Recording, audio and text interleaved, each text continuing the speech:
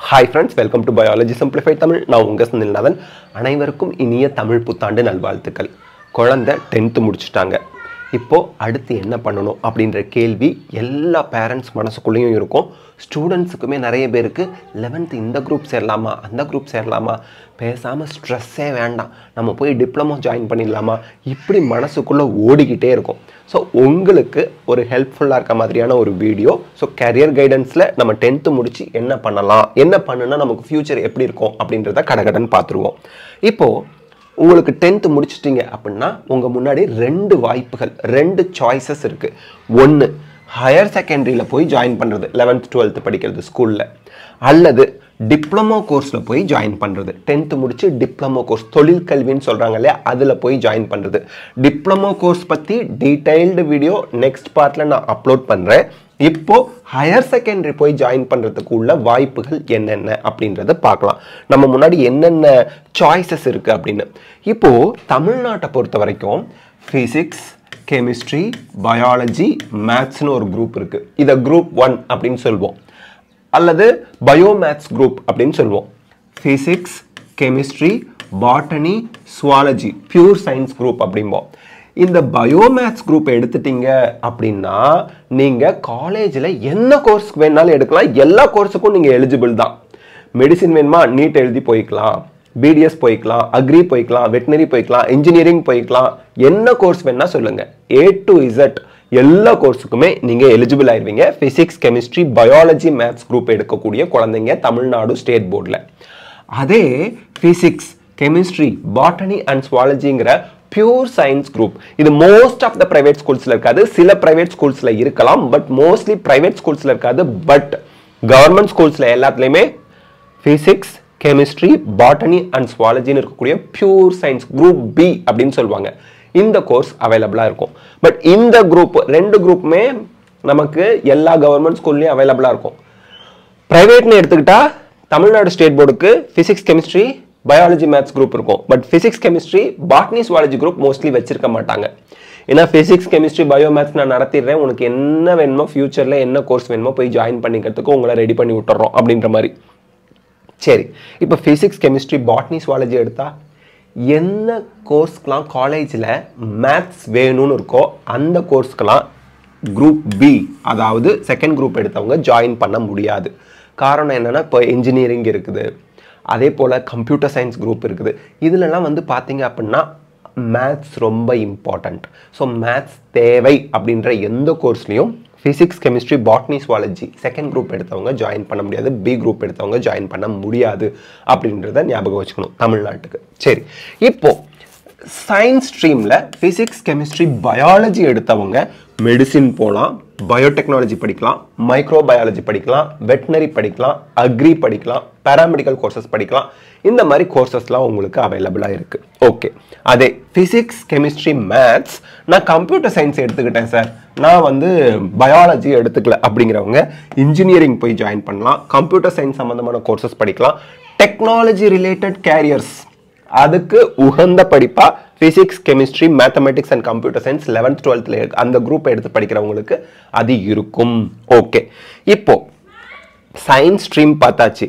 மக்கள் மனதில் பர்டிகுலர்லி பேரண்ட்ஸுக்கு மத்தியில் இந்த ரெண்டு குரூப் தான் பெஸ்ட், மற்ற குரூப்பெல்லாம் அந்த அளவுக்கு ஒர்த் கிடையாது அப்படிங்கிற திங்கிங் இருக்கும். இங்கே பெஸ்ட்டு, ஒர்ஸ்ட்டு, ஒர்த்தி, நான் ஒர்த்தி அந்த மாதிரி எந்த விஷயமும் டிஸ்கிரிமினேஷனும் கிடையாதுங்கிறத நம்ம முதல்ல புரிஞ்சுக்கணும். உங்கள் குழந்தைக்கு எம்பிபிஎஸ், பிடிஎஸ் படிக்கணும்னு ஆசை இருக்கா, அப்போ நீங்கள் ஃபிசிக்ஸ், கெமிஸ்ட்ரி, பயாலஜி குரூப் எடுத்தாகணும். உங்கள் குழந்தைக்கு பயோடெக்னாலஜிஸ்ட் ஆகணும், மைக்ரோ பயாலஜிஸ்ட் ஆகணும், ஒரு வெட்டினரி டாக்டர் ஆகணும், இந்த மாதிரி எண்ணங்கள் இருக்கா, அப்போ நீங்கள் வந்து ஃபிசிக்ஸ், கெமிஸ்ட்ரி, பயாலஜி குரூப் எடுக்கணும். உங்கள் குழந்தைக்கு ஒரு பாட்டனி டீச்சர் ஆகணும், சுவாலஜி டீச்சர் ஆகணும், சயின்ஸ் சம்மந்தமாகவே நான் இருக்கணும் அப்படின்னா ஃபர்ஸ்ட் குரூப் ஓகே. அதே ஃபிசிக்ஸ், கெமிஸ்ட்ரி, மேத்தமெட்டிக்ஸ் எடுக்கிறாங்களா, எனக்கு பயாலஜி ரிலேட்டட் குரூப் எதுவுமே வேண்டாம், ரத்தத்தை பார்த்தாலே பயம், எனக்கு மெடிசின் வேண்டாம், எனக்கு பிடிஎஸ் வேண்டாம். குழந்தைங்க ஒவ்வொருத்தருக்கும் ஒவ்வொரு ஆசைகள் மனசுக்குள்ளே இருக்கும்.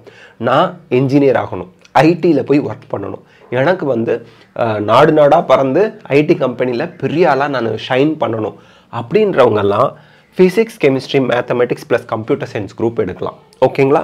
சரி, அடுத்து இந்த 2 குரூப்பை விட்டு அடுத்து எனக்கு காமர்ஸ். இதுதான் நான் சொன்னேன், பேரண்ட்ஸ் மத்தியில் காமர்ஸ் குரூப்புக்கு ஆர்ட்ஸ் குரூப்புக்கு பெரிய அளவில் வரவேற்பு கிடையாது. பட் அரசு பள்ளிகளில் போய் பார்த்தீங்க அப்படின்னா மாணவர்கள் அதிகமாக விரும்பி ஜாயின் பண்ணுறது காமர்ஸ், எக்கனாமிக்ஸ், அக்கௌண்டன்சி இந்த குரூப் தான் இருக்குது. ஹிஸ்ட்ரி குரூப், ஆர்ட்ஸ் குரூப் இந்த மாதிரி இருக்குது. காரணம் என்ன அப்படின்னா அவங்க பயாலஜியை பார்த்து பயப்படுறாங்க போல இருக்குது. ஒரு ஸ்டூடெண்ட் என்கிட்ட வந்து சொல்கிறான், மேத்ஸே இல்லாத குரூப் எதுன்னு சொல்லுங்கள், அதில் நான் ஜாயின் பண்ணிக்கிறேன் அப்படிங்கிறாங்க. காமர்ஸ் சேர்ந்துக்குப்பா, மேத்ஸ் வரதான் செய்யும், பட் ஆனாலும் நீ உன்னால் கோப்பப் பண்ணி படிச்சிடலாம் அப்படின்னு சொல்லி அவன் நீட்டாக +2 முடிச்சு இப்போ ஒரு காலேஜில் படிச்சுட்டு இருக்கான்னு வச்சுங்களேன். ஓகே, எனிவே இப்போ இந்த காமர்ஸ் ஸ்ட்ரீம் வந்து நல்ல ஒரு ஸ்ட்ரீம் தான். உங்கள் குழந்தைக்கு விருப்பம் இருந்து நீங்கள் ஜாயின் பண்ண வச்சு நல்லா படித்தாங்க அப்படின்னா ஃப்யூச்சர் நல்லாவே இருக்கும், கேரியர்லாம் நல்லாவே இருக்கும். ஓகே, ஸோ இங்கே வந்து பார்த்தீங்கன்னா accountancy, economics, business studies, mathematics இதிலெல்லாம் வந்து நமக்கு நாட்டம் இருக்குது, நம்ம குழந்தைங்களுக்கு இன்ட்ரெஸ்ட் இருக்குது. அப்படிங்கிற பட்சத்தில் உங்களோட கேரியர் ஸ்கோப் என்னெல்லாம் இருக்குன்னா ஃபைனான்ஸ், அதாவது சார்ட்டர்ட் அக்கௌண்டன்ஸ்லாம் ஆகிறாங்க இல்லையா, அந்த குரூப், அந்த ஒரு வேலை கிடைக்கும். பிஸ்னஸ் மேனேஜ்மெண்ட் அண்ட் அக்கௌண்டிங் இதிலெல்லாம் நல்லா ஜாப் ஃப்யூச்சரில் கிடைக்கும். ஏன் ஒரு ஸ்டார்ட் அப் கம்பெனி ஆரம்பித்து பிஸ்னஸ் மேனாக கூட ஆகலாம். அதுக்கெல்லாம் ரொம்ப முக்கியமான ஒரு படிப்பாக இந்த காமர்ஸ் ஸ்ட்ரீம் பார்க்கப்படுது. ஓகே, அடுத்து humanities, art stream. This stream offers a broad range of subjects like history, geography, political science, psychology and literature. இதில் ஸ்டூடெண்ட்ஸுக்கு லா படிக்கிறதுல இன்ட்ரெஸ்ட் இருக்குது.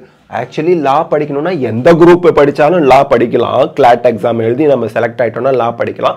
பட் இப்போ நம்ம எதுக்காக இந்த குரூப்பை மென்ஷன் பண்ணி சொல்கிறோம்னா 11th 12thலேயே ஒரு ஃபவுண்டேஷன் ஸ்ட்ராங்காக காலேஜுக்கு கொடுத்துட்டோம் அப்படின்னு வச்சுங்களேன், அந்த காலேஜில் போய் அந்த கோர்ஸ் எடுத்து படிக்கும்போது இன்னும் இன்ட்ரெஸ்ட்டாக படிப்பாங்க அப்படின்ற ஒரு நலன் கருதி தான் இந்த மாதிரி குரூப் பிரித்து வச்சுருக்கிறாங்க.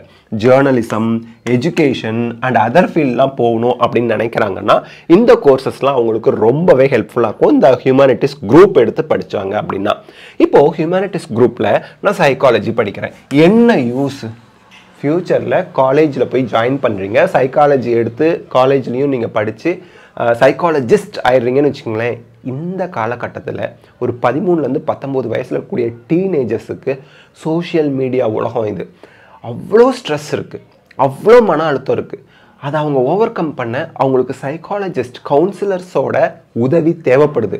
இன்னும் ஃப்யூச்சரில் கவுன்சிலர்ஸோட நீடு ரொம்ப அதிகரிக்கும், இதில் எந்த மாற்று கருத்தும் இல்லை. ஒரு கவுன்சிலர்கிட்ட ஒரு குழந்தைய கூப்பிட்டு போகிறாங்க, ஒரு அரை மணி நேரம் அந்த கவுன்சிலர் பேசி இப்படிப்பா அப்படிப்பான்னு எல்லாம் எடுத்து சொல்கிறாரு. வந்தா அப்பா இப்போதான்ப்பா நிம்மதியாக இருக்குது, இப்போ தான் ரிலாக்ஸ்டாக ஃபீல் பண்ணுறேன் அப்படின்னு அந்த குழந்தை சொல்லுது.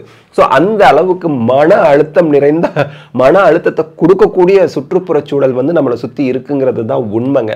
சரி இருக்கட்டும். ஸோ இந்த 3 குரூப் போக ஒகேஷனல் கோர்சஸ் இருக்குது. இது very few government school and very few private ஸ்கூல்ஸில் இருக்கலாம். இந்த ஒகேஷனல் குரூப் ஜாயின் பண்ணால் நீங்கள் பர்டிகுலராக எந்த ஒகேஷனல் கோர்ஸ் அந்த எடுத்து ஸ்டடி பண்ணுறீங்க, ஃபார் எக்ஸாம்பிள் அக்ரி குரூப் எடுத்து படிக்கிறீங்கன்னா அக்ரி ரிலேட்டட் கோர்ஸ்க்கு போவீங்க எங்கள் காலேஜ் படிக்கும்போது. ஸோ அந்த மாதிரி ஒகேஷ்னல் குரூப்னு சொல்லி சில ஸ்கூல்லலாம் ஆஃபர் பண்ணுறாங்க. ஸோ அதை எடுத்திங்கன்னா பாஸ் பண்ணி மார்க் அதிகமாக வாங்குறது ஈஸியாக தான் இருக்கும். ப்ராக்டிக்கலுக்கே எக்கச்சக்கமான மார்க் கொடுத்துருவாங்க ஒகேஷ்னலாக இருக்கிறதுனால. அதை தாண்டி உங்களுக்கு வந்து காலேஜ்லேயும் அது ரிலேட்டடான கோர்ஸ் போய் ஜாயின் பண்ணுறது ஈஸியாக இருக்கும். ஸோ அதான் ஒகேஷ்னல் கோர்சஸ். பட் நிறைய ஸ்கூல்ஸில் ஒகேஷ்னல் கோர்சஸ் வந்து க்ளோஸ் பண்ணிட்டு வராங்க, நிறைய ஸ்கூல்ஸில் இல்லை, வெரி ஃபியூ ஸ்கூல்ஸில் தான் இருக்குது. ஓகே, ஸோ இந்த வீடியோவில் நம்ம 10th முடிஞ்சு நமக்கு முன்னாடி 11th 12th போய் ஜாயின் பண்ணும்போது என்ன கோர்ஸ் எடுத்தால் எப்படி நமக்கு ஃபியூச்சர் இருக்கும், என்னென்ன ஸ்கோப்லாம் இருக்குங்கிறத ஒரு சுருக்கமாக பார்த்துருக்கோம்.